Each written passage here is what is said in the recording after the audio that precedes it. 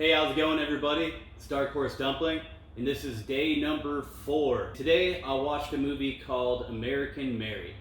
This is a 2012 Canadian body horror film directed by Jen and Sylvia Soska. Surgical student Mary applies to work at a strip club owned by Billy Barker. Billy needs somebody to help stitch up a man bleeding to death in his basement, and he offers Mary $5,000 to work on him. Mary is later approached by Beatrice Johnson, who is essentially someone who got work done to look exactly like Betty Boop.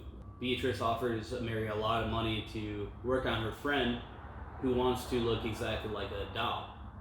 She gets her nipples removed, she gets her bits removed, and basically gets everything sewn shut down there.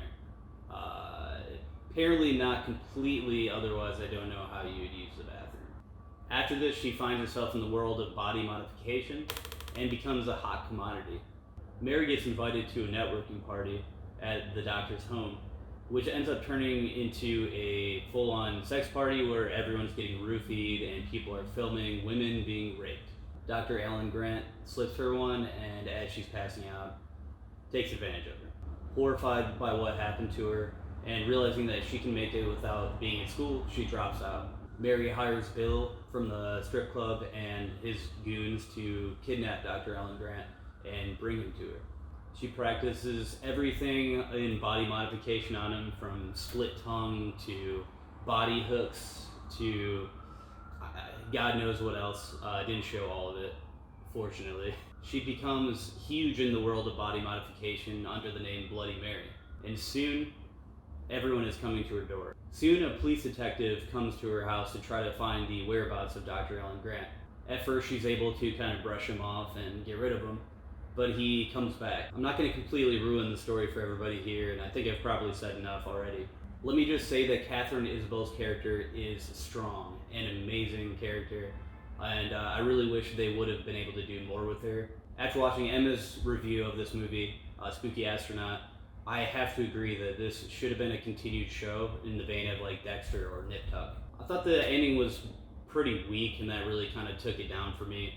Also, I didn't really think of it as a horror film. I thought of it more as like a character study. There's a lot of really brutal scenes, and I really like a lot of the stuff that happens, and it's almost kind of like a dark comedy. I will say that this is great for like a basis for a show, or it would have been great for maybe a shorter film.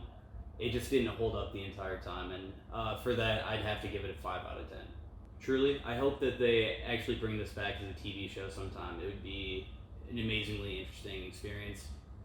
We need a fresh show like this, and delving into body modification and women empowerment are two really great things that I think should be explored more on television. I know a lot of people like this movie a lot. It got really good reviews on Letterboxd and in the horror community. It was kind of lacking for me, and hope no one's mad at me for that, but it's just my opinion. I loved a lot about it, but as a whole film, I just couldn't give it a really good review. Alright, everybody, this has been day number 4. My name is Dark Horse Dumpling, and leave your opinions down below. Peace.